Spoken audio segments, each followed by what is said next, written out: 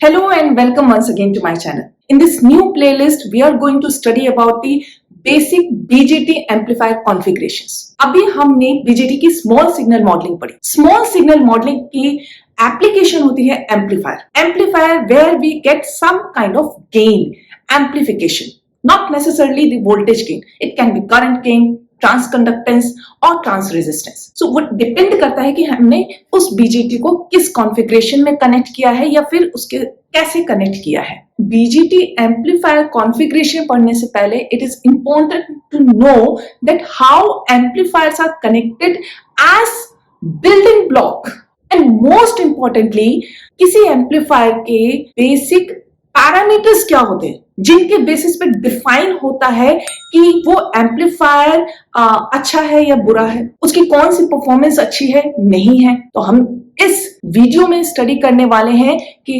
Amplifier कैसे connect होते हैं, उनके सपोर्टिंग सर्किट एलिमेंट्स क्या होते हैं एंड एक एम्पलीफायर को की परफॉर्मेंस को डिफाइन करने के लिए कौन से basic parameters होते हैं. So let's start with it. So as you can see in this diagram, this blue one is the BJT amplifier जो हमें different configurations study करनी है. This amplifier is connected as a circuit building block. ये हमारा एक पूरा system है. इस सिस्टम में सपोर्टिंग सर्किट एलिमेंट्स क्या है? सिग्नल सोर्स है. इसको कोई ना कोई सोर्स चाहिए, तो ये सिग्नल सोर्स है इस एम्पलीफायर का. ये एक इंडिविजुअल इंडिपेंडेंट सिग्नल सोर्स भी हो सकता है या फिर इस एम्पलीफायर से पहले जो सर्किट्स थी उनका आउटपुट वोल्टेज हो सकता है. ये सिंपल इंटरनल रेजिस्टेंस हो गया सिग्नल सोर्स का. Now this is the actual input to the amplifier जिसको हम स्टडी कर रहे हैं and this the load resistance. Again ये लोड रेजिस्टेंस है जहां पर हमने इस एम्पलीफायर के आउटपुट वोल्टेज मेजर करनी है. ये लोड रेजिस्टेंस भी इंडिपेंडेंट भी हो सकता है या फिर जो आगे पार्ट होगा, अगर हम कैस्केडेड एम्पलीफायर्स पढ़ रहे हैं, जो आगे कोई सर्किट होगा उसका इनपुट रेजिस्टेंस भी हो सकता है. सो इस फॉर्म में हम एम्पलीफायर को स्टडी करते हैं. एम्पलीफायर एज इट इज तो कनेक्ट नहीं हो जाएगा.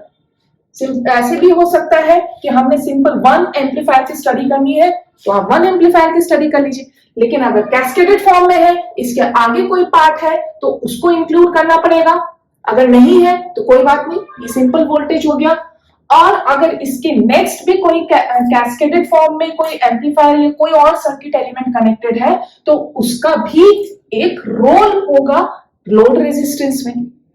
सो इस तरीके से हमारा एम्पलीफायर सर्किट बिल्डिंग ब्लॉक की तरह यूज होता है एक सिस्टम में. सो नाउ जो एम्पलीफायर अंडर स्टडी है उसका हम इक्विवेलेंट सर्किट मॉडल बना लेते हैं. अभी हमने इसको सिंबल बनाया था, तो इक्विवेलेंट सर्किट मॉडल बनाने से उसके जो इंपॉर्टेंट पैरामीटर्स हैं वो क्लियर हो जाएंगे. So this is the second diagram. यहाँ पर देखिए सिंपल जो मेरा एम्पलीफायर अंडर स्टडी था उसको मैंने इस फॉर्म में रिप्रेजेंट कर दिया. This is called equivalent circuit model of the amplifier. Here you can see VI input voltage which is the actual input voltage to the amplifier. ये रहा, ठीक है. तो अगर VI है तो उसका एक रेजिस्टेंस होगा, इनपुट रेजिस्टेंस होगा एम्पलीफायर का, that is Rin. Okay, and current तो हमारी सेम जा रही थी. अब एम्पलीफायर है, और नॉर्मली हम वोल्टेज एम्पलीफायर से स्टडी करते हैं तो इसीलिए यहां पर मैंने एक वोल्टेज गेन ले लिया है AVO. O resembles something that O is open circuit. तो ये अभी हम इसको पढ़ेंगे. तो AVO VI, तो जो भी हमारा आउटपुट साइड में वोल्टेज आ रहा है that will be defined as AVO multiplied by VI. मतलब जो गेन है that is depending on the input voltage. It is very obvious. And what is RO? RO is the output resistance. It is the actual output resistance of the amplifier which is under study. इस whole circuit का output resistance RO RL दोनों की combination में आएगा. इस second diagram से काफी कुछ चीजें क्लियर हो गई होंगी कि क्या बेसिक पैरामीटर्स हो सकते हैं. नंबर 1 देखिए इनपुट रेजिस्टेंस. नंबर 2 एम्पलीफायर का ओपन सर्किट वोल्टेज गेन कितना है. And the third one is this output resistance. इसके अलावा तो कुछ है नहीं, इसके अलावा हम पहले ही इसको स्टडी किए थे. सो यही 3 बेसिक पैरामीटर्स हैं जिनकी वैल्यूज डिफाइन करेंगी कि एम्पलीफायर की परफॉर्मेंस कैसी है और उसको हम किस एप्लीकेशन में यूज कर सकते हैं। वन बाय वन हम input resistance, AVO and RO and फिर ओवरऑल वोल्टेज गेन, इनको हम डिराइव करते हैं। So there are three basic characterising parameters, the input resistance, the open circuit voltage gain and the output resistance. Number one, input resistance क्या है? Input resistance is RN is simple, circuit में देखिए, it is VI upon I, the input voltage of the amplifier, और जो input current है। Now, so this V input is the part of the signal source. So V input को कैसे लिख सकते हैं? V input is R input plus the signal resistance and multiplied by the signal source voltage. So this is the relation between the input voltage and the signal source. It is the part of the signal source which is dropped across the input resistance. That's why input resistance is the characterizing parameter of the amplifier. And the next one is the open circuit voltage gain. This open circuit voltage gain is defined the voltage gain of the amplifier when RL is open. Loading effect को नहीं consider करोगे तो जो इस amplifier का voltage gain है उसको open circuit बोलेंगे। भाई ओपन कर दिया ना। इस रिलेशन को यूज करके आप सर्किट का आउटपुट वोल्टेज फाइंड आउट कर सकते हो। So what is output voltage? It is the part of this voltage which is dropped across the RL. सो इसको यूज करके हम आउटपुट वोल्टेज की इक्वेशन लिख सकते हैं। सो V output is the RL and यहां पर हमारा ये रेजिस्टेंस है, it is the output resistance of the amplifier under study and multiplied by इसका कितना ड्रॉप हो रहा है आरएल के अक्रॉस। सो एवीओ VI। सो हमारी इनपुट वोल्टेज आ गई एंड आउटपुट वोल्टेज आ गई। इनपुट वोल्टेज आई हमारी फर्स्ट पैरामीटर को यूज करके, that is the RN, and output voltage हमारी आई सेकेंड इंपॉर्टेंट पैरामीटर को यूज करके, that is the open circuit voltage gain. And the last parameter is the output resistance of the amplifier. So output resistance amplifier का जो है वो उसकी एक basic property होती है एंड इसीलिए वो सर्किट का इंपॉर्टेंट पैरामीटर बन जाता है। और आउटपुट रेजिस्टेंस का रोल हमारा जब हम वोल्टेज गेन फाइंड आउट कर रहे थे, देखिए वहां पर भी आया था, आउटपुट वोल्टेज को फाइंड आउट करने में भी आया था। तो इस तरीके से हमारा आरओ भी यूज हो जाता है। RO is not dependent on the RL। RL जो है वो आगे की सर्किट का लोडिंग इफेक्ट को कंसिडर कर रहा है, लेकिन RO जो है वो RL की वैल्यू पे डिपेंड नहीं कर रहा। RO सिर्फ और सिर्फ एम्पलीफायर कौन सा है, उसकी प्रॉपर्टी क्या है, उस पर ही डिपेंड करेगा। तो एम्पलीफायर के कॉन्फ़िगरेशन पर डिपेंड करेगा, लेकिन RL पे नहीं करेगा। तो ये पॉइंट स्टार पॉइंट है, इसको नोट कर लीजिए that RO doesn't depend on the RL। RL is simple the loading effect. If it is cascaded तो वहां पर या फिर एक कोई भी हमने RL कंसिडर किया। इन केस RL नहीं होगा तो हमारा RO ही RL हो जाएगा। जो हमने अभी स्टडी किया that this AVO is the open circuit voltage gain. ठीक है, open circuit voltage gain is the voltage one of this amplifier when we are not considering the load resistance. ठीक, अब हमने उससे आउटपुट वोल्टेज फाइंड आउट कर ली, तो इस circuit की हमारी वोल्टेज गेन कितनी हुई, इस सेकेंड इक्वेशन से आप वोल्टेज गेन फाइंड आउट कर सकते हो। So it is simple VO upon VI।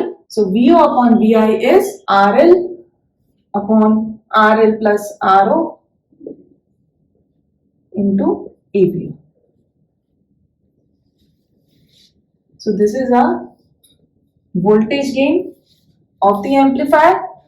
But still यहां पर भी हमने अभी, अगर ये कैस्केडेड है और हमने यहां पर सिग्नल वोल्टेज को कंसिडर नहीं किया। जब हम सिग्नल वोल्टेज यानी एक्चुअल इनपुट, ये जो पूरी सर्किट का जो इनपुट वोल्टेज है इसको कंसिडर करेंगे तो इसे बोलेंगे overall voltage gain. This is the voltage gain and now the overall voltage gain, जहां पे सिग्नल वोल्टेज का भी रोल आ जाएगा। So overall voltage gain we can write it as GB। GB is VO upon V signal। Signal का भी role होगा। So can you find the relation of VO upon V signal? Third equation आपके पास है, first equation है इनको use करके क्या आप ओवरऑल वोल्टेज गेन निकाल सकते हैं? इस टास्क को करिए, वीडियो को पॉज कर दीजिए और फाइंड आउट करिए कि जीवी की एक्सप्रेशन क्या है। तब तक मैं इसको डिराइव कर देती हूँ। So we can write VO upon V signal as VO upon VI multiplied VI upon V signal. So we know that VO upon VI is from equation 3 and VI upon V signal from the equation 1. So equation 4 gives us the overall voltage gain. So the relation between the overall voltage gain and the voltage gain of the amplifier is Rin upon Rin plus R signal. So here we will consider the signal resistance also. And AB क्या होता है?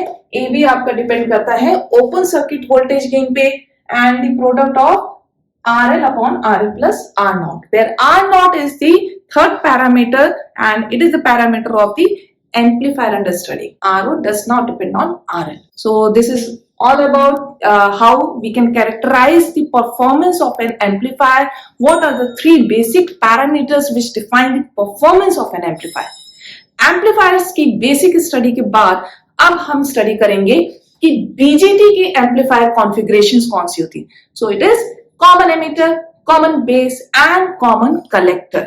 Common emitter कैसा है, common base, common collector, इनके बीच में comparison क्या है, इनकी इन पैरामीटर्स जो हमने स्टडी किया है इनके बेसिस पे इनमें गेन कितना होता है, इनके रेजिस्टेंसेस क्या होते हैं और इनकी परफॉर्मेंस कैसे डिफाइन होती है, एंड मोस्ट इंपॉर्टेंटली इस परफॉर्मेंस के बेसिस पे इन कॉन्फ़िगरेशंस की, थ्री कॉन्फ़िगरेशंस की एप्लीकेशंस क्या होती है वो हम स्टडी करेंगे नेक्स्ट वीडियोस में। Thank you so much for watching this video. In the next video we are going to study the common emitter amplifier, so don't forget it.